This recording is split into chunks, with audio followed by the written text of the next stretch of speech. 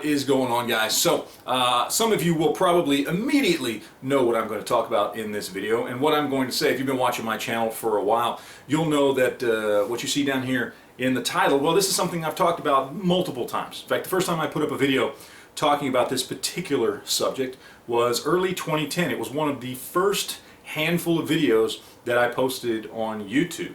That, of course, being the 5 guns that I think everybody should own, especially if you are a prepper.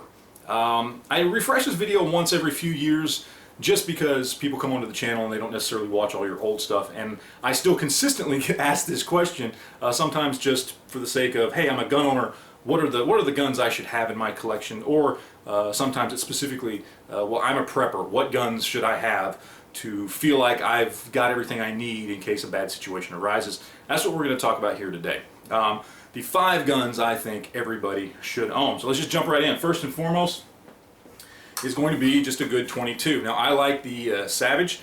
These things are cheap. You can pick these up pretty much everywhere. I mean, you can buy these at Walmart, you can buy these at Academy. Every sporting goods store, every gun shop should have some sort of 22 Savage. It doesn't have to specifically be this one. I think this one is what, the Savage 65, if I remember correctly, I believe. Doesn't matter, but these are cheap. You can pick these up for 100 to 120 bucks. Usually you can even pick them up cheaper than that if you go to a pawn shop and find a used old beat up one somewhere. They're 10 rounds and they're very, very reliable, especially with decent 22 ammo. But even for me personally, with this one in particular, cheap Winchester, cheap, crappy, you know, the little Remington Golden 22 has functioned in this flawlessly for years. I've owned this one for probably 10 years now, and it's just been a great 22 all around. Doesn't have to be this, but a 22, a good 22 rifle, I think is a must-have if you're going to try and build yourself up a nice little prepper arsenal or whatever it may be. Now, next up, you need a good hunting rifle. Now, I pulled this one out just because I wanted to pull this one out. This is my Franken-Mosin that I built up from Chinese and Russian parts. It's just really as a Franken build for a little M44 type 52, type 56, whatever, Mosin. It's mostly Chinese, got some Russian parts on there, but a good hunting rifle. Obviously I wouldn't choose this, but like I said, I wanted to pull it out of the safe. Something lever action, bolt action, 30-06, 308, something like that. I think these are all really good choices. You want something that's going to be good for hunting and something that's going to be good for long distance, you know, long range shots in general, for whatever you might need to use a firearm for at that distance. And that's what we're talking about here. So something that's going to really be accurate and have a greater range and greater distance capabilities than anything else you're going to have. So definitely some sort of hunting rifle. Again, I kind of prefer lever actions myself. I'm a huge fan of 30-30 in a lever action. That's my favorite hunting round. Or not hunting round, it's my favorite hunting gun. My favorite hunting round is actually 30-06.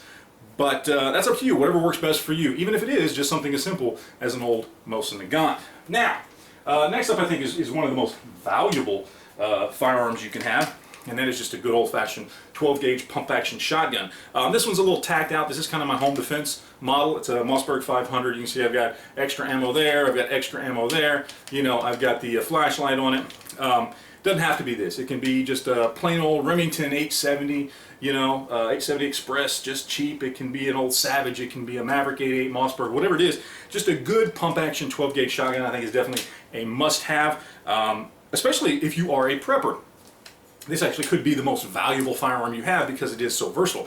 It's not great at anything other than maybe bird hunting. Okay, but it's really, really good at a lot of things, and it's probably about the easiest ammo to reload, period, out of any firearm you're going to have. You can literally reload 12 gauge or really any shotgun shell pretty simply with like a block of wood and a mallet and just a few basic components that you could probably scrounge together. So for prepping especially, but just in general for a gun collection, a good 12 gauge pump action shotgun is definitely a must have. Now, let's talk about the rifles, shall we?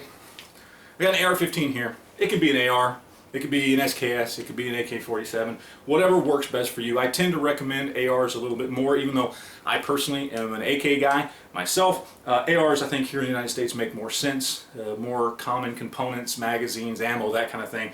Just more available more common for us here. In other countries it may be something completely different, okay? But whatever works best for you, whatever you're most proficient with, and you can stock up on ammo and magazines and all the parts that you need.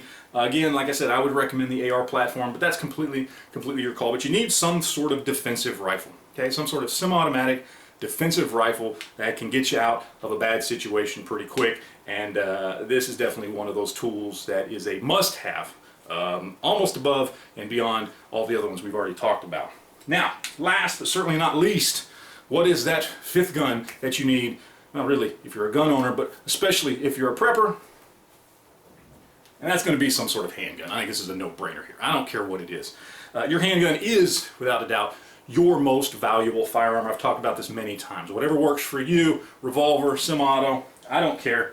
Whatever you're most comfortable with, proficient with, whatever you can run and operate like you need to in a bad situation. Look, this is the firearm that has the highest likelihood of being there when you need it. It is small, it can be right next to you at all times. That's why, without a doubt, your handgun is your most valuable firearm. So there you go. That is pretty much it. That is the list. A good .22, good shotgun, good hunting rifle, good defensive rifle, and a good handgun, and you're pretty much good to go. If you have those 5 bases covered, you're going to be able to handle yourself in just about any situation that requires a firearm.